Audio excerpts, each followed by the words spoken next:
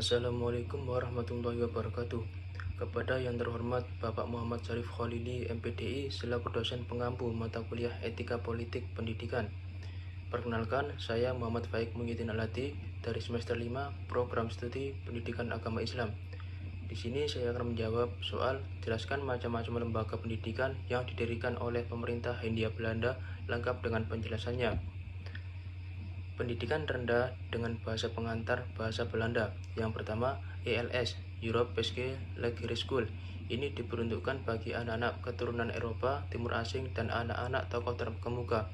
Masa belajar di ELS adalah 3 tahun, tapi pada tahun 1907, masa tempuh studi ELS berubah menjadi 7 tahun. Pelajaran yang diajarkan yaitu menulis, membaca, berhitung, bahasa Belanda, dan ilmu bumi.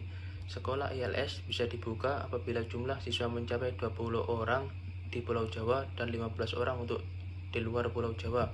Yang kedua, HCS, Holland Chinese School. Sekolah untuk anak-anak Cina pertama kali di Surabaya tanggal 5 November 1903. Dibuka oleh perkumpulan Hojong. Perkumpulan ini bernama Hojong Hakuan. Sekolah dasar ini terdiri dari 142 murid dan 6 guru. Bahasa yang diajarkan yaitu bahasa Kuoyu, bahasa nasional Tiongkok yang dijadikan sebagai bahasa pengantar. Yang ketiga, HIS, Holland Inland School. Di Surabaya terdapat HIS negeri dan HIS bersubsidi. HIS negeri didirikan pada tahun 1914 dengan masa belajarnya 7 tahun dengan pengantar bahasa Belanda.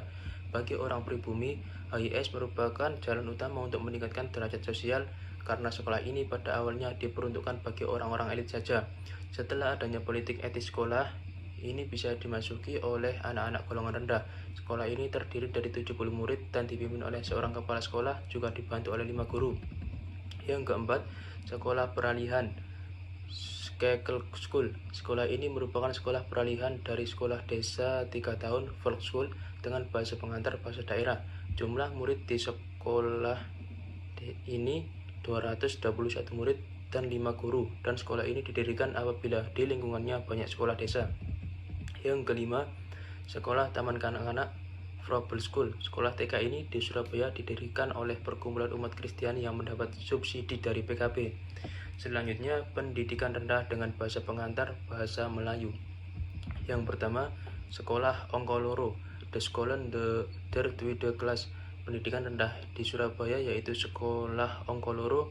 Sekolah ini banyak didirikan di daerah distrik-distrik dan lama belajar di sekolah ini adalah 3 tahun dengan menggunakan bahasa Melayu. Sekolah rendah kelas 2 disediakan untuk anak-anak bumi putra golongan menengah. Kurikulum sekolah rendah kelas 2 sangat sederhana yaitu membaca, menulis, dan berhitung.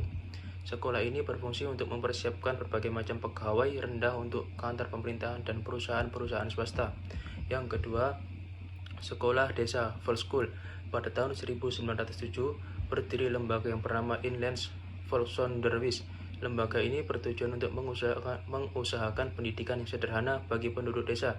Lama belajar sekolah desa yaitu 3 tahun dengan menggunakan bahasa pengantar bahasa Melayu. Pengetahuan yang diajarkan yaitu kepandaian membaca, menulis bahasa Melayu, menggambar, dan berhitung. Yang ketiga, sekolah lanjutan, Velvork School. Sekolah lanjutan ini yang dimaksud adalah sekolah lanjutan dari sekolah desa yang dibuka pada tahun 1916. Lama belajar sekolah ini 2 tahun dan disediakan untuk murid-murid yang berprestasi baik dari sekolah desa. Yang selanjutnya, pendidikan lanjutan, Middelbaar Onderwijs. Yang pertama, MULO, Merge with Gebreid Lager Onderwijs, termasuk dalam kategori sekolah dasar yang diperluas. Sekolah ini merupakan kelanjutan dari sekolah dasar yang berbahasa pengantar bahasa Belanda, sehingga MULO dapat dimasukkan dalam jenjang pendidikan lanjutan. MULO pertama kali didirikan di Surabaya pada tahun 1916. Sekolah ini sekarang menjadi SMP 3 dan 4 Prapan, terdiri dari 198 murid dan 4 guru. Yang kedua, AMS, Algemene Middelbare School, didirikan sebagai sekolah lanjutan MULO dan sekaligus sebagai persiapan untuk memasuki perguruan tinggi dengan lama belajar 3 tahun. Yang ketiga, HBS, Hooger Burger School, merupakan sekolah yang setara dengan SMA sekarang. Di Surabaya didirikan pada tahun 1875. Pada tahun 1880, Sekolah ini terdiri dari 278 murid dan 5 guru. Pendidikan HBS ini disesuaikan dengan HBS di negeri Belanda, baik kurikulum maupun ketentuannya. Selanjutnya, pendidikan tinggi. Yang pertama, NIAS, Netherlands Indisch Arts School, atau Sekolah Dokter Hindia Belanda di Surabaya, didirikan pada tanggal 1 Juli 1914. Tujuan didirikannya sekolah NIAS ini untuk mendidik dokter-dokter yang langsung bekerja untuk melayani kesehatan masyarakat sesuai dengan Statblad. Yang kedua, Stofit, School tot Opleiding van Indisch Tandarsen, Sekolah Dokter Gigi Stofit di Surabaya yang diprakarsai oleh Dr. Lonkhuizen yang saat itu menjabat sebagai Kepala Departemen Kesehatan Masyarakat di Hindia Belanda. Dr. Lonkhuizen mempunyai gagasan untuk membuka sekolah dokter gigi pada tahun 1928 di Surabaya dan meminta Dr. R.J.F. van Zaben memimpin NIAS Sekolah Kedokteran untuk memimpin Stofit. Demikian penjelasan dari saya. Jika ada kata yang salah, saya mohon maaf. Kurang lebihnya mohon maaf. Saya akhiri. Wassalamualaikum warahmatullahi wabarakatuh.